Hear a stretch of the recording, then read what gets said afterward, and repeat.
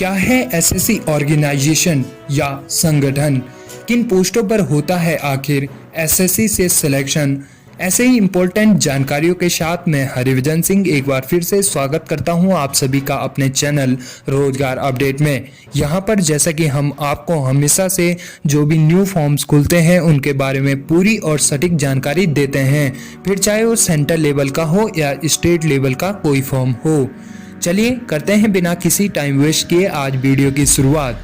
भारत में सुरक्षा बलों के लिए कांस्टेबल भर्ती का आयोजन एसएससी द्वारा किया जाता है, जिसके लिए एसएससी जीडी कांस्टेबल परीक्षा आयोजित की जाती है या अन्य परीक्षाएं भी एसएससी द्वारा आयोजित की जाती है, जैसे एसएससी सीजीएल एमटीएस आदि परीक्षाएं आयोजित की जाती है, जिसमें 3 चरण शामिल होते हैं। एसएससी जीडी के इन चरणों की हम बात कर रहे हैं। जो उम्मीदवार सभी चरणों में पास हो जाता है उसे कांस्टेबल पद पर शामिल किया जाता है। ऐसे कई विद्यार्थी होते हैं जिन्होंने इस परीक्षा के बारे में सुना होता है, परंतु उनके पास पूरी और सटीक जानकारी नहीं होती है, जिससे वे आवेदन करने में पूर्णतया सफल नहीं हो पाते हैं। इसलिए डियर स्टूडेंट, आज मैं आपको इसके बारे में पूरी जानकारी देने वाला हूँ। लाइक एसएससी की फुल फॉर्म से लेकर और इसके एग्जाम पैटर्न तक जानकारी देने वाला हूँ, जो कि आपको यह वीडियो बहुत ही यूजफुल लास्ट तक लगेगी। आई होप आप इसे हमारे साथ अंतिम तक जरूर बने रहेंगे और वीडियो ज्यादा लंबी नहीं करूंगा। इस बार शॉर्ट और सटीक तरीके से एसएससी के बारे में जानकारी देने वाला हूं, क्योंकि आपको पिछली वीडियो लंबी लगी होगी जो कि एसएससी सीएचएसएल पर थी। अगर आपने वह वीडियो भी नहीं देख रखी तो उस वीडियो का लिंक भी मैं नीचे डिस्क्रिप्शन में डाल दूंगा, आप वहां से उसको वॉच कर सकते हैं।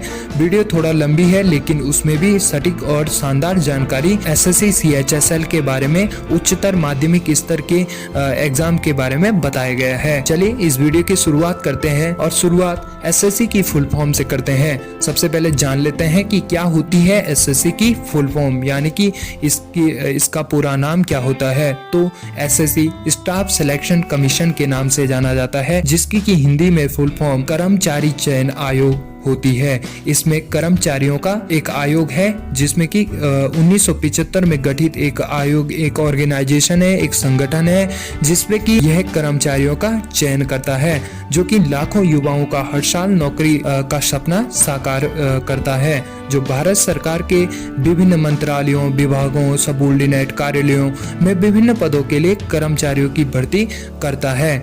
यह कमीशन कर्मचारी वर्ग और ट्रेनिंग विभाग का एक संयुक्त ऑफिस है, जिसमें कि अध्यक्ष, 2 सदस्य और 1 सचिव सह परीक्षा नियंत्रक शामिल है। एसएससी द्वारा विभिन्न प्रतियोगी परीक्षाएं आयोजित की जाती है, जिनके जरिए organisation group B, group C और ग्रुप डी सेवाओं से लेकर 20 से अधिक तरह की जॉब प्रोफाइल के लिए उम्मीदवारों की नियुक्ति करता है। यानी कि आपको एसएससी 20 जॉबों का एग्जाम होता है वो एसएससी द्वारा कराया जाता है। आपको बता दूं कि यह भारत में सबसे बड़ा ऑर्गेनाइजेशन है, जो कि लाखों युवाओं का सपना हर वर्ष साकार करता है। यदि आप कक्षा 10वीं 12वीं या आपने बेहतरीन कैरियर बनाना चाहते हैं तो आप किसी विश्वविद्यालय से अगर बैचलर डिग्री प्राप्त कर चुके हैं तो आप एसएससी सीजीएल जैसे इनकम टैक्स ऑफिसर बनने के लिए इस एग्जाम को दे सकते हैं।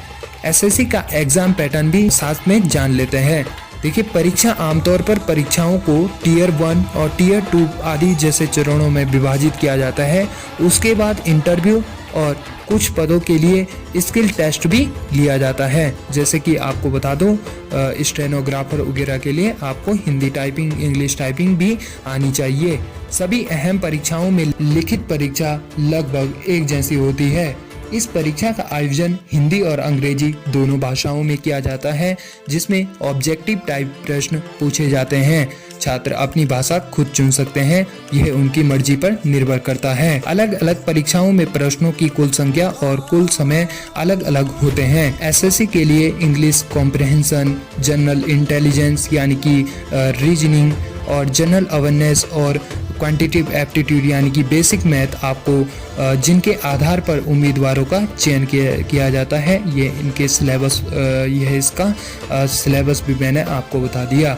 इसके अलावा तकनीकी प्रोफाइल के लिए कुछ एसएससी परीक्षाओं में क्वांटिटिव रीजनिंग और गणित के सेक्शन शामिल होते भी हैं और नहीं भी होते हैं, जैसे कि एमटीएस में मैथ इतनी कंपलसरी नहीं है।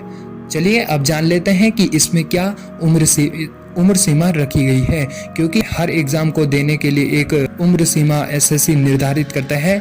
चलिए जान लेते हैं ये एज लिमिट लगभग कंपलसरी कितनी होती है। तो आपको बता दूं फ्रेंड्स कि एसएससी में अलग अलग एग्जाम्स के बेस पर उम्र सीमा तय की जाती है। इन एग्जाम्स का पहले ही कैलेंडर एसएससी के द्वारा साल भर में 2 बार जारी कर देता है, बट ज़्यादातर एग्जाम्स में एज लिमिट 18 से 25 और 27 के बीच में रहती है। एजुकेशन क्वालिफिकेशन क्या चाहिए एसएससी के लिए? चलिए तो अब इसकी शैक्षणिक योग्यता की बात कर लेते हैं। तो आपको बता दूं कि इसमें आपके पास सबसे पहले तो राष्ट्रीय नागरिकता के साथ साथ कोई एजुकेशन फील्ड से भी आपको गुजरना होता है।